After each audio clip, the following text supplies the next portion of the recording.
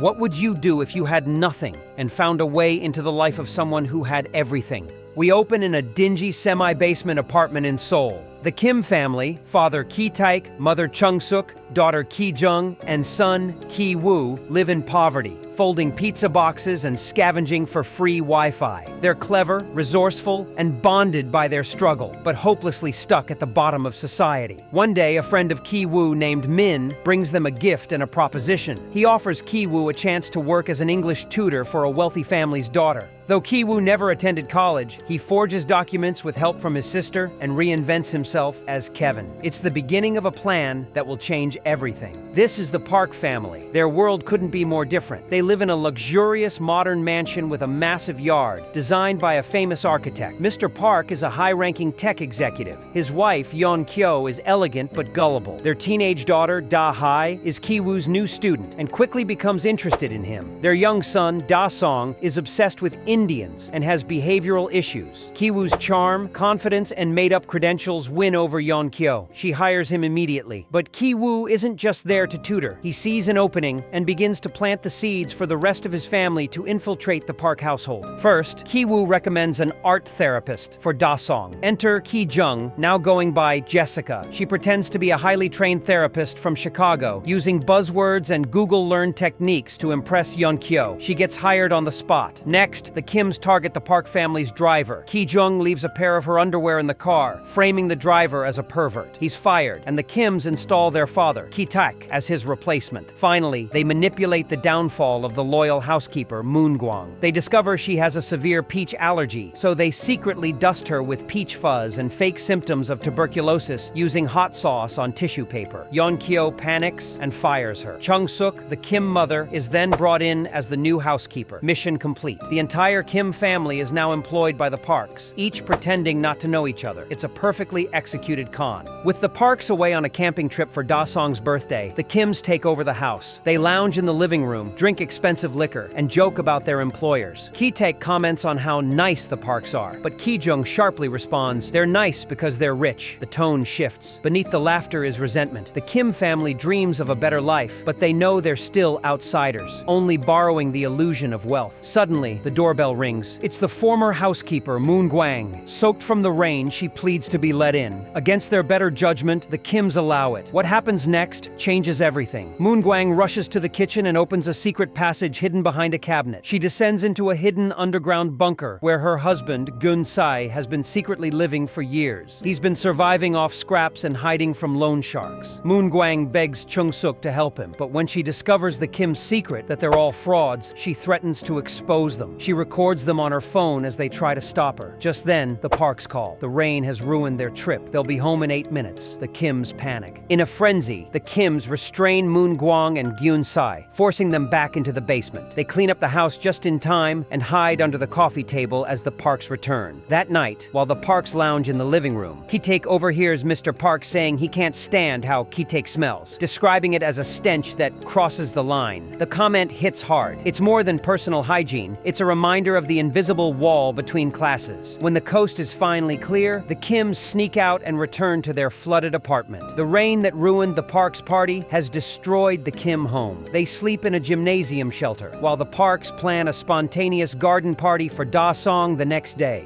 The next day, the Parks throw a luxurious birthday party with all their rich friends attending. The Kims must play their roles as staff. Meanwhile, in the hidden bunker, Gun-sai breaks free. Grief-stricken and enraged after Moon-gwang dies from her injuries, he escapes, armed with a kitchen knife. In the middle of the party, he emerges and stabs Ki-jung in front of everyone. Da Song collapses from shock. In the chaos, Mr. Park yells for Ki-taek to throw him the car keys, but Ki-taek sees Mr. Park once again recoil at Gun-sai's smell, showing more concern for his own discomfort than Ki-jung's injury. And in that moment, Ki-taek snaps. He grabs a knife and kills Mr. Park in front of the horrified guests. He then disappears. Weeks later, Ki-woo wakes up in the hospital. He's survived a brain injury, but his sister is dead and his father is missing. No one knows where Ki-taek went, until one night Ki-woo sees a flicker of light from the house that now belongs to another family. It's Morse code. His father is alive, hiding in the basement, just like Gun-sai once did. Ki-woo writes a letter back, promising to get rich one day and buy the house, freeing his father. But the film ends on a cruel twist. Ki-woo's hopeful fantasy fades. We return to reality. He's still poor, still in the same semi-basement apartment. The dream of escape remains just that, a dream. Parasite is more than a thriller. It's a haunting portrait of a world where the rich stay rich and the poor fight over scraps. It asks one brutal question. In a world this unfair, how far would you go to survive? If this recap got you hooked, don't forget to like, subscribe, and let me know in the comments what film you want next. Until then, stay curious and stay critical.